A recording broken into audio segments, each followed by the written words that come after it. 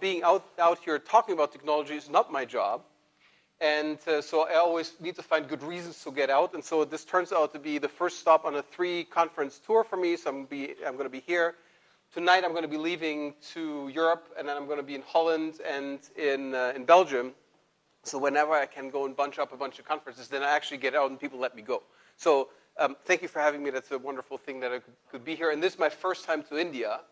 I've been to 45 countries where I've spoken, and would you believe it, I haven't spoken in India so far. So thank you for giving me that opportunity. If you want to find me on Twitter, you can follow me at Clemens V. It's very easy. That's probably also the best way to get my attention for things that are of interest to you, just because of email is very clogged up, and Twitter turns out to be a good way to get in touch with me or to ask me a question. So I would encourage you, if you have a Twitter account, then just to follow me there. And what I'm going to talk about today is Windows Azure AppFabric. Who of you is familiar with Windows Azure? No, a few of you. Okay.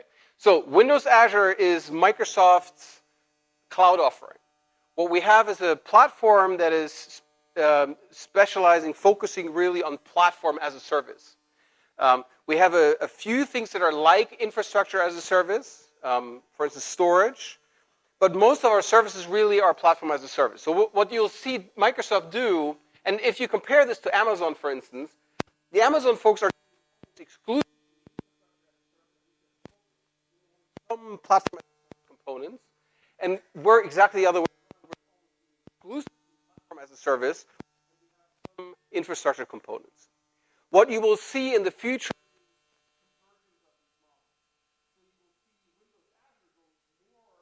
infrastructure as a service, you will see platform as a service components inside of Windows Azure AppFabric, move towards a richer PaaS model. What you will also see, we're very cloud play, and what we hear repeatedly from all enterprise customers and also from ISVs is we need symmetry. We need to have the same programming model and the same way to deploy apps symmetrically across the cloud and on premises, so we don't have to write our apps in a special way. At the marketplace today, there's Google with Google App Engine, right? That will be familiar. And then there's Amazon with EC2 and all the other services. And what really is lacking in any of these platforms, I will explicitly include the one that we build, is symmetry, where you can really build an application data center and then also make that application work on premises. One of the missions that we have, and we're uniquely positioned at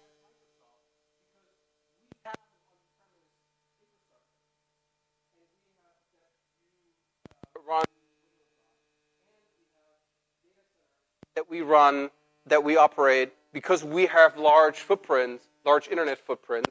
So there's really the players, Amazon and Google and us, a public cloud, and everybody else effectively doing private cloud plays mostly. People who run limited hosting, so that's dedicated hosting effect, or they're doing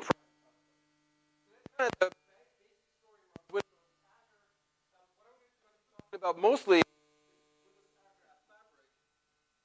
the goal for the session is, and 50 minutes is not a lot of time, obviously, is to give you the gist of all the services that we have built and are building today. So in addition to some things I'm going to build a little bit of scaffolding around this domain model, you can go and map that into a database very easily and see me doing this in 50 minutes, and here's my app, can go deploy it and put it into production. So they say. So you have a browser. Ooh. So you have a browser, you have a web server, and you have a database. N-tier, 3-tier.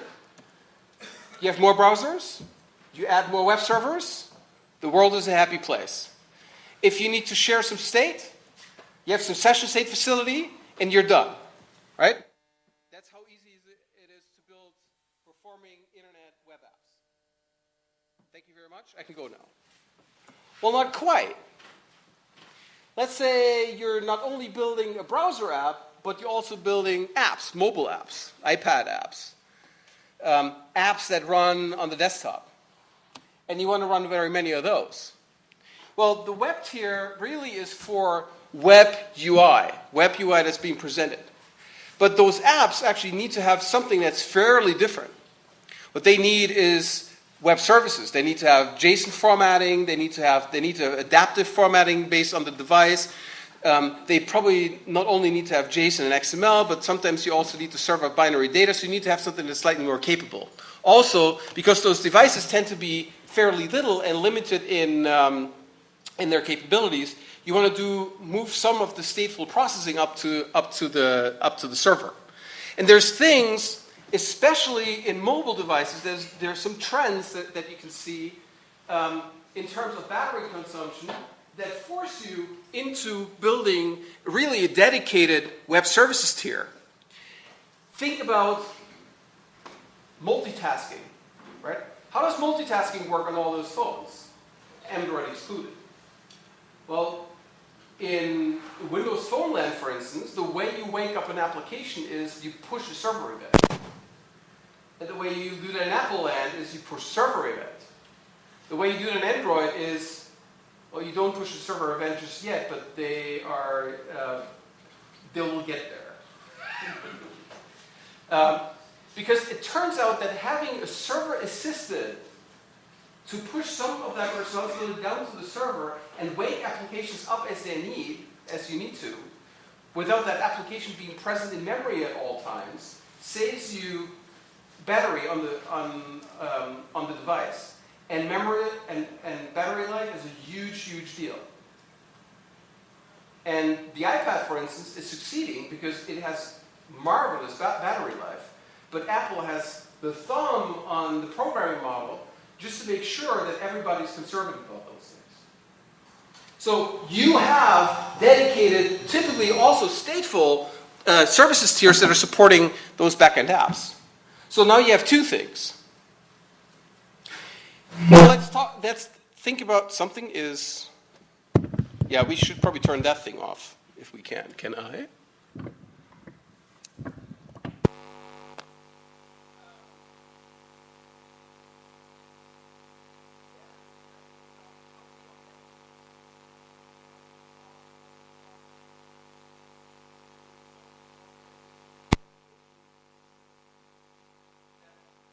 Require you to enter another username and a password.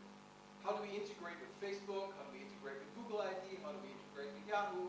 How do we integrate with Active Directory? How do we integrate with Oracle authentication with authorization management? How do we integrate with all those things? That's also hard. So that's part of this easy web application. So you have to go and think about that code too. Now let's add the cloud. So that's already getting complicated when you're building local systems, right? So whoever says, I can build a web app in 30 minutes in a keynote says, yep, I believe that you could build that thing, but then you can't deploy it because there's all this complication. So now let's go and add the cloud. And I'm going to go and talk about something unexpected because I'm talking about business because it matters in this case. So let's talk about business briefly, in a very simplified manner. And let's talk about the ISV business and how that's changing with cloud and why that has impact on the technology. So in the traditional box ISV business, there's two big upfront cost factors that customers need to deal with. The first one is infrastructure investment. The second is an ISV software license. So the ISV comes in with a bunch of software, and the license costs X. To run this, however, the customer needs to go and roll in a bunch of boxes into their data center and get a rack, and get some power supply, probably some cooling. They need to get a lot of stuff to actually even do a pilot deployment. Let's say that doesn't work out, so they don't like the software. Well, the software goes away, but that stuff stays. So there's a lot of risk here in introducing new software. There's a lot of a barrier of entry for large enterprise software, and this is also why enterprise software is very sticky. So once you have enterprise software deployed at a customer site, you're fairly entrenched because you have this whole package that has cost the customer a lot of money. So that's a great thing for the box ISV business if you already have the customer. It's really difficult if you want to win the customer. Let's talk about the recurring cost of the customer. The ISV sells for this license, but every ISV's interest, and that includes Microsoft, is to have some recurring, predictable income stream. So this is how we invented as an industry the notion of the maintenance fee or the service fee. So the customer has some recurring fee that they pay to the ISV for servicing their software. So what that means is this bucket eventually got smaller, and these maintenance fees were introduced. For the ISV, the income scales with the number of customers, and the margin really widens as you can reduce the R&D cost per customer. So you're spreading the R&D cost across more and more customers, your margin gets wider. So that's the ISV business simplified in the box. Let's talk about cloud. Cloud is interesting because there's a lot of change happening in this area. The first thing that falls away is the infrastructure investment. Because the infrastructure investment from the ISV perspective and from the customer perspective is gone.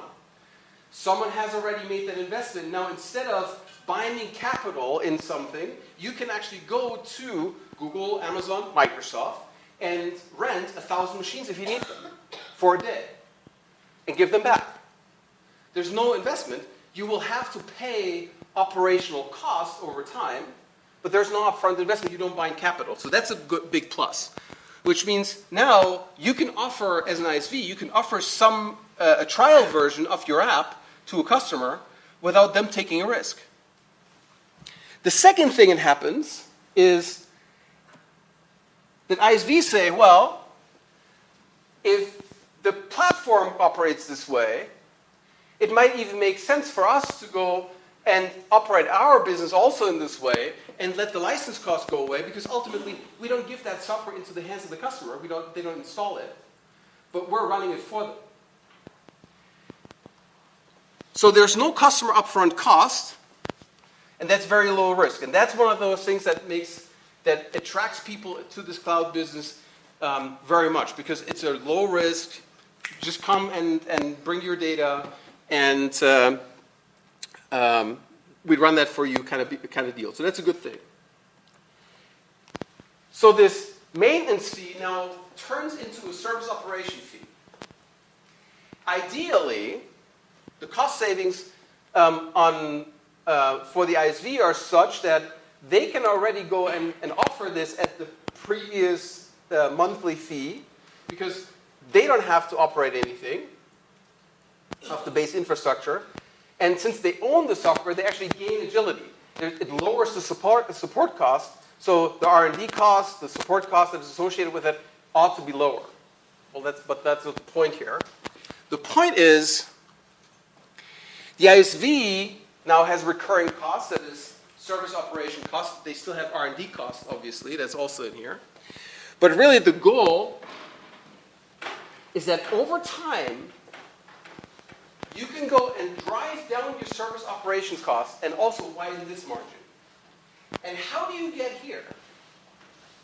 We know that it's fairly simple to spread the R&D costs over multiple customers, so that's kind of automatic in the previous slide. But that one is a really interesting one. The more customers you have, the more you can spread operations costs over all those customers, because you have very many of them. But also, this is the first time that computer science can actually make money. Because you can go and optimize, and as you optimize your systems, you widen the margin, because your systems run on less capacity, which means it's less cost underneath in the system. The more density you can put into the system, the more stuff you can run on, the fewer resources you have, the more margin you open up. So this is really, you can go into every piece of the system, that's something that we do, certainly, and go and optimize it as good as we can. We've done one pass, we've done one entire milestone just after we shipped Service Bus for the first time. We spent an entire milestone just optimizing, and we could turn off a third of the machines we had running. Instant savings, massively. And so that's something you can do in the cloud world if you move from being just a pure ISV software provider into a service operator, because all of a sudden you're lowering the barrier of entry for the customers, and you also allow optimization to become a driver for margin without really changing the story for the customers, and that's a very interesting thing. So how do you get there? Deployment automation, self-healing architectures, auto-scaling, higher density, multi-tenancy. Self-healing architecture is one of those things where it's just seen as, yeah, you can talk about this all day, and I'm not going to believe you. So quick story. I designed and, for the most part, implemented the provisioning system that sits underneath Windows Azure AppFabric. So customer comes into the Microsoft Online Commerce portal, says, I want to get this, puts their credit card into the Online Commerce portal, and presses the button. The credit card stays in the Online Commerce portal, but a message is being created that says, here's a customer, here's a subscription ID, please now go and realize this subscription into your system, so we need to go and provision that. Also, when you go into one of our portals, I'm going to show you one later, and you provision your new namespace, or we need to go and set up DNS, we need to go and create access control rules, we need to do all kinds of things. And as we're doing those things, messages float around, and databases get updated. We built the system initially on a not very stable platform. Right? This was Windows Azure, very early beta. The storage system was not reliable. The queues were creating dupes. It was not a good environment to build on. So we built an architecture, and I actually have that on my blog somewhere, kind of the basic patterns for this, that's highly resilient and heals itself. So if we lose a message, that's okay. If we duplicate messages, that's okay. It's all idempotent. So there's a set of principles that we're following in that architecture. And that was a challenge initially for the ops people, because the system would throw error messages and say, this doesn't work, this didn't work. And the ops people would come to us and say, wow, this is complicated. And not complicated. This has been broken, and how do we heal it? And what we said is, just wait 15 minutes. And they look 15 minutes later, all healed. Because the system has been built for no-touch operations, so that the system will actually go and heal itself. So you can read that on my blog, vasters.com/ClemensV. Further down, I think I posted this in December. I have the architectural pattern for that system is up there. So self-healing is one thing that really drives the cost down significantly. So multi-tenancy is another thing that's really important. How do we run multiple tenants, multiple customers on the same system? In Service Bus, for instance, each deployment stamp that we have is about 120, 150 machines. And we can run hundreds and hundreds of customers on that stamp of machines, all nicely isolated. And due to that density, we can put a lot more work onto that set of machines. That's very different from a cloud strategy where you go and take an on-premise software and just put that onto a VM or three, and then for the next customer, you need to go and put that same software on another set of VMs. If you design systems in a smart way, you can put literally hundreds of customers on the same set of machines by just separating them in a smart way. But it's a lot of work. So, all these pieces here, the web server, the sessions, the reference data, the aggregate data, the database, all these pieces need to be aware of that multi-tenancy. And with that, and with all these things, then building an app is actually not quite that easy. So there's middleware that can help with that. And there's actually quite a bit of middleware that can help with that. The web services, caches, workflows, access control, routing, messages, transformation, hosting environments, deployment systems.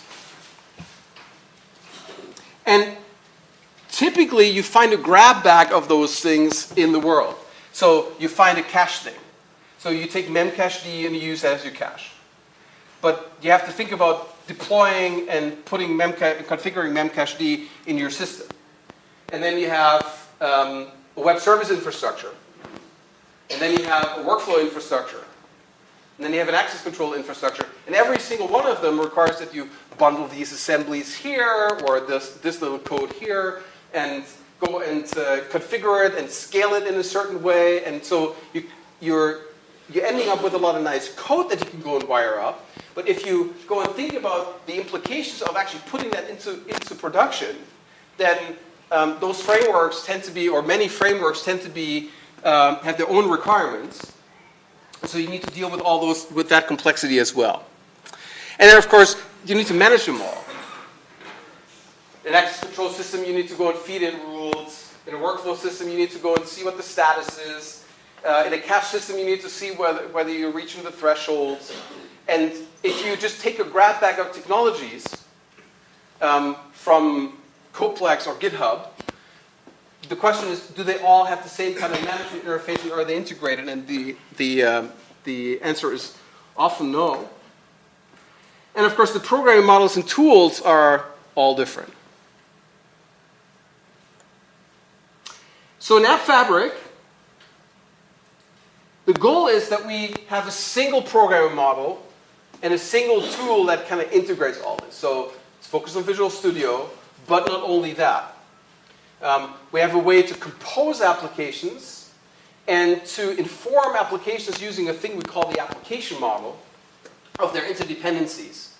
And once we have those interdependencies, then we can go and help you scale and help you deploy those applications. I'm going to show you that as we get to the composite app later. So we have inside of AppFabric, once you opt into this model, one way to do the web services, one way to do the cache, one way to do workflow, one way to do access control, and one way to do integration. So most of the capabilities that I enumerated when I was talking about that app are all in those buckets. Because these tend to be the highest priority additional infrastructure pieces that are missing if you want to build an at-scale web app. Cloud scale and the cloud scalability and performance needs, and then we're scaling them down. Because doing it in the other way around never works, and historically has never worked, so we're trying to doing it right this time, so we're going to cloud first. And also, cloud first allows us to do a much higher development velocity, because we don't need to tell you how to install those things. So we can get that into your hands on a quarterly cycle, because we can just go and do all the deployment in our own data center without having to write 500 pages of documentation on how to administer the system right. So that helps us really in saving time. And once we know how that all works and how to scale it right, we're going to package it up, and then we're going to write the 500-page document and give it to you.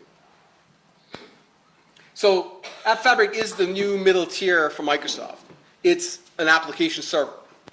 Application server, brand new, next generation thing, and it has a lot of capabilities that are very unique to that infrastructure. In terms of programming models and tools, we're integrating with .NET and the AppFabric composition model and tooling, which I'm going to show very briefly towards the end. In deployment, we have AppFabric management. I'm going to show you that too. And then we have the AppFabric container, and the AppFabric container is really the abstraction that sits between all the hosting environments and all these services where you can consume the container as a hosting environment directly for your own web services and for workflows, and the cache and the access control and routing, messaging, transformation, all those things, they sit on top of the container. So we build our own services onto that infrastructure as well. So let's talk about those services. The first service is cache. So a bunch of questions here about the infrastructure. How do you scale your application to handle increasing load? How do you get better performance and reduce data access latencies? How do you store data mashups from multiple data repositories? Right? You get data from all kinds of different sources, and you just want to go and squish it all together instead of querying them independently. Where do you put that data? Because it's ephemeral. How do you manage ASP.NET session state page output caching across a farm, across a set of servers that are sitting up in the cloud? How do you reduce data storage pressure without reshaping your data, right? Sometimes you are just surprised by your own success, and you have a database that doesn't quite scale right, and all the people at this conference will tell you, well, you should partition your data. But there you are, you're sitting, and well, my data is not partitioned, what am I going to do now? So putting a cache inside there as a tactical solution while you're doing the partitioning work is something that's very valuable. And how do you do that so that the cost doesn't go through the roof? Because doing all this caching business costs you quite a bit of money, and us too, because no matter where you go in cloud environments, the one thing that's common is RAM is the most expensive thing you can have. Right? If you go and create yourself a 16 gig cache by yourself on a single instance on Windows Azure, right? That's the extra large instance, $750 a month. But that also means you have one single instance, which means the Fabric controller can now come around and shoot it in the head, because it likes to do that. So what you need is a second one and replication. So we're talking $1,500 a month for 16 gig. So that's quite expensive. You go over to Amazon, same picture, because no accident, we kind of have the same prices. So RAM is really, really, really expensive. And so that's something and all this replication business to build this all and configure it all, that's also very expensive. So that's a bigger challenge. So we built one for you. So the cache service, I can actually announce that that's going to be commercially available by the end of April 2011. So that's within the next 2 weeks. They have told me I shall not tell you when that exactly is. But it's in the next 2 weeks, and I can tell you it's not next week. So that's when the cache service becomes commercially available. That's also when we're going to announce pricing. But the one thing I can tell you already is that initially, so for you to play with the final version, the cache service is going to be free for an initial period of time. I would say at least 2 months. And again, I can't say, but I would say at least 2 months is the commercial service free, so you can go and build your own caches. So what does it do? It's a distributed in-memory cache for applications running inside of Windows Azure, specifically. There is a Windows Server AppFabric, and Windows Server AppFabric has a cache inside of it. It's had the code named Velocity. That cache is based on the same technology, and the client API is symmetric. So this is the first service which has a symmetric experience across cloud and server. So the server experience carries forward into the cloud. So if you know how to do Velocity, you already know how to use that cache. Highly scalable, can dynamically increase and decrease as needed. And the great thing is, you don't need to deal with the deployment. You basically just create a service and you deal with it. It also has a local cache option. So inside your web role, you can turn on the client. So there's a client you can go and interact with. Let's go take a look at that. There's a client you can go and use. Let's go and find the right instance here, cached API sample. So here's a little bit of code. So we create a data cache factory, and with the data cache factory also we have some properties here on local cache. And that says, I actually want to have a local cache. I want to be able to store 10,000 objects inside of it, and they shall all expire and automatically refresh after 5 minutes. And so I want to have that timeout based. And so once you set this in your configuration, it's automatically going to turn on the local cache. So you can leverage the memory that's on the web tier that's unused, and it's going to use that as good as it can. But you will have a dedicated second level cache that sits up in the service in the same data center as your application sits in. Now you'll see that it's really an optimization mechanism, right? If you have an application that doesn't need to have that additional velocity, you will be much cheaper off if you just store your data in the table store, if you store your table in the SQL database.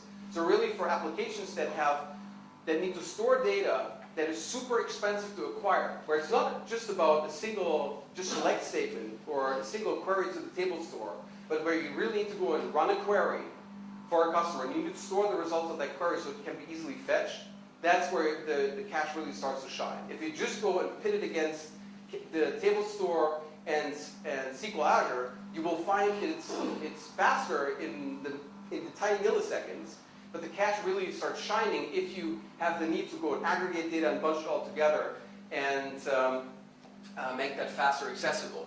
And where you need to have all that data sitting in memory, and where you can also benefit from the propagation into the local cache. The programming model for it is as simple as you can make it. So I'm just showing you some test code that we also shipped as a sample. So here's my cache that I constructed with this factory. And so the way it works is I just go and add an object. That's all I do. So I have an object. The object is serializable. So it's working with the serialization infrastructure of .cf. So you have an object that's either data contract or plain old COM object serialization, as we call it. And then you just store that using some kind of string as a key in the cache, and that's all you do. If you want to get it, go and ask for it. So again, you have the key, and then you can get that item, and if the item is not null, then you just retrieve it. If you sit in the local cache has super low latency because it doesn't even serialize the object. It basically just holds it locally. So it even caches. So it either caches inside of your app domain, or inside of your process, depending on how you do it. But they only really get serialized once they hit the wire and need to be shot off to the main cache that's shared. What you also get, and I'm not going to show that just on time constraints, is state provider, the ASP.NET page output caching. It's effectively a config-only experience where you can go and you configure your cache, you grab an island of XML, put that into your web config, and ASP.NET can instantly leverage the cache as the session store and as the output caching store. So that's a wonderful service that has a very tiny API surface and can speed up your applications quite significantly. Capacity. Now, if we look at the size of a thumb drive, I don't have one in a pocket, 4 GB is nothing, right? But really, if you store data, 4 GB is quite a bit. So we all get spoiled by video and photos, and you don't want to keep those in a cache like that. You'd rather have data in a file store. So if you have operational data, reference data, you want to go cache, that will not be that large. So 128 is actually a pretty decent size for a lot of purposes. And these are the cache sizes. You provision a cache with a certain size, and you can go and switch between the sizes on a daily basis right now on the CTP. But you'll be able to, in production system, you'll be able to go and dial those up and down. But your cache is always sitting at that certain level of threshold. And then as you migrate off, either data gets evicted from the cache, or the data gets preserved and you just extend the capacity. So in our picture, the cache applies for session management, reference data, aggregation data, and all those things. So that's already taking a bit off a bit off the problem space. Next thing, service bus. How do you achieve load decoupling between subsystems? How do you balance work across scale-out workers? How do you distribute events to subscribers? How do you transfer messages reliably, transactionally? How do you reach into on-premise systems across firewalls? Service bus has been commercially available since January 2010. We have a brand new community technology preview coming in May. That's my team. I work on service bus. So keep an eye open for that. That's coming around TechEd. And that will allow you to interconnect services across the network with naming, discovery, connectivity, access control. And we'll introduce in May a complete cloud message-oriented middleware with topics and queues and transaction support and all those things. If you want to know more about Service Bus, at 2, I have a dedicated session, so that's why I'm not spending much time on Service Bus right now, because we're going to go and dive deep into all the patterns and connectivity and all those things. I'm also going to try to build a service live, and we'll see how that works. So Service Bus is responsible for all the connectivity here, right? Disconnected connectivity, reaching into applications, reaching into LOB systems, getting the data back, decoupling systems. So it's a connectivity fabric and a messaging fabric for your application. Access control. How do you secure the edge of your system? How do you authorize users? How do you integrate? Another announcement, look at that, just released last week, the Access Control V2 service. Integration for applications with access control. So that's the piece I'm going to show you. So I have an application that I'm currently building, and it's by no means perfect, but that's here. So I have this a portal application. We're building a demo here. And so that's an app, and I have that app deployed over nowhere. So let's go and see that always. Well, look at that. It's faster. Did they do something? So I have that app deployed. Now I'm going to go into that app, and the first thing that app is going to do, hopefully, is going to say, I don't know who you are. How about you sign in? And I have a bunch of options to sign in. And that would actually, thank you, that would actually be really difficult to do if I had to code that myself. Now, I'm not an expert in all those authorization protocols. I do fairly well, right? But not everybody does. So implementing all this stuff is really hard. But I can go and basically just say, yep, I want to be in Facebook. And it goes to Facebook, comes back to me, goes back to the access control service, and now comes back to my app, and I'm in my app. So I just signed in with my Facebook identity, and it just found me based on my email address. So that's how I'm registered. I'm actually registered with my corporate address at Facebook. So that was no fake. You can go to teamheat.cloudapp.net, and if you press the Facebook button, it will actually go to Facebook and ask you for permission and all that goop. So how do we do this? There's in the portal, so that's the real thing. So in the portal, this is the Windows Azure portal, there's an access control section. And that shows all the different access control namespaces that I own.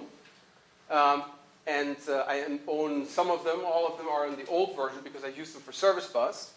From here, you can go, if I had the V2 versions here, you can go to access control. What that takes you to is really this page, where I can configure my wonderful little app, and I'm showing you the preview version, which is almost identical to the release version. That's why I did my configuration. It's asking me to sign in again, so let me just do that. The access control service is secured with itself.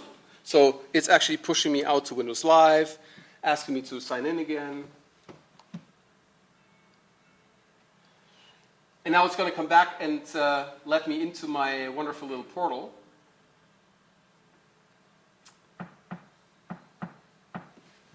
One fine day. So I have a relying party application. The relying party application is the one that I just ran, teamhate.cloudapp.net. And I can go and configure that there.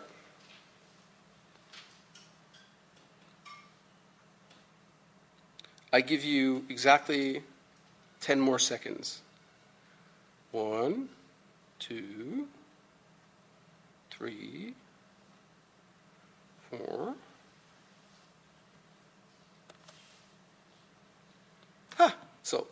So here's my app, and I configure that app, and I go into, let me go into the definition. So I say, this is pointing, so my relying party is this URI, and I'm going to configure it. So I can set up a number of rules. I can configure a number of identity providers. So this is the portal. This is the realm. If I go and now redirect to access control, it will go to the identity provider and then come back to this address. If there's an error, it will go to the following URI. I will consume SAML tokens, and I will use Facebook, Google, MSIT. So this is federation with the Microsoft IT Active Directory Federation services. I can sign in with my Microsoft account, Live ID, and Yahoo. All these are federated, and that's just a configuration thing. And on your application, you use the Windows Identity Foundation to integrate all this.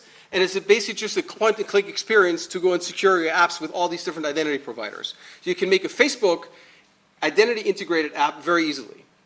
Access control is changing the game in terms of identity, federated identity. You should absolutely take a look at it and check it out. The cheapest way to do this is to go to portal.appfabriclabs.com and use the labs version because that's free. But the production version of access control is also going to be free for the foreseeable future.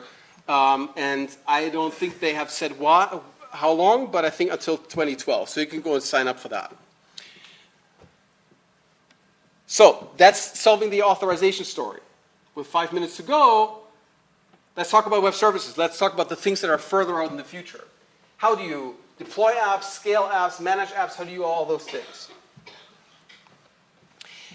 There's the Windows Azure AppFabric container, and I'm just using that term carefully because that's not the final name for it. We just don't know what we're going to call this.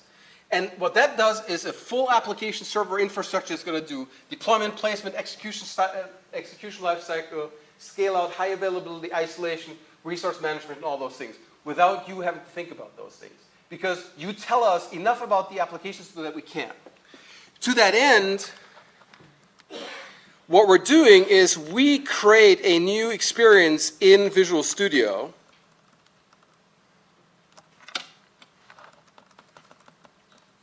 Got to find the right thing. Here it is. There it is. So we're going to build a new experience in Visual Studio. So that is something I'm showing for the first time here, which is a design experience that's visualizing building that app and also the interdependencies between that apps. And if I go into the designer where we can really change things, and I can't really go and build something because of time, so I'm just going to give you a glimpse at it. You see all these services and definitions, so these are all the pieces that we had visualized before, and those have exports, and further over there they have imports. An export is an endpoint that a service has. So I can go and add to this thing a new export, a new web service endpoint, and that's how the service is making itself known to the rest of the world. And then I can go and add imports, and these are services that this service uses. So these are all things that are known inside of the application. So the application, the solution is built of a number of components. All of these are known, the metadata is known to the system.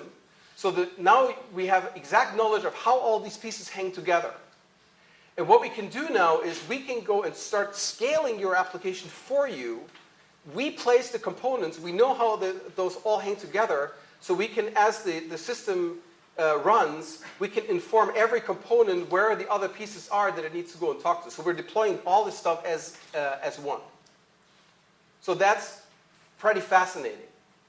Because we have all that knowledge, what we can also do in this world, and you're going to see that very soon, is we can manage them all together. So we have here an application, and it's the benefits application. And if I had deployed this, it would be deploying right now, so let's go and take a look at that. We have a benefits application, and the benefits application now, all the visualization that you have built actually goes with the deployment. And so you can go and click on the individual components and see what's going on in terms of errors. You get information about the application log, when it was loaded. You're going to get errors, you're going to get the state, you're going to get the information, but you can get the management information here visually through that management portal. And of course, we're also feeding that data to you so you can consume that in your own management solution. Because we know a lot about the app, we can now go and have a IT Pro experience for your app that's out of the box. So these are things we're building, and you're going to be hearing a lot more about this over the course of this year, where we take this composite app model and the composite app runtime. So that's covering all those services. So finally, roadmap and timelines, where that's going. We have the access control, we're here, obviously. Well, we're here. So we have the kind of in the middle of it. We have access control. We already released this, so we already made that date. General availability caching, we already made that date in Q2. We're going to have a CTP refresh at Service Bus, as I said, in May. You're going to hear more about this at 2. We're going to have a CTP of the composite app. We hope around June. And then we're going to refresh all those services. We're going to have new releases of them. We're going to release all the new capabilities in Service Bus in the second year. And we're going to have a CTP refresh of the composite app and a CTP of the integration capabilities, which is, in shorthand said, BizTalk capabilities in the cloud embedded into Service Bus. So with that, we're running out of time. I thank you for your attention. If you have questions on all those things, you can see me outside here because I need to make some room, and I'll be happy to field them, and I'm going to be around, so I'll be happy to talk to you if you have any further questions about those things. Thank you.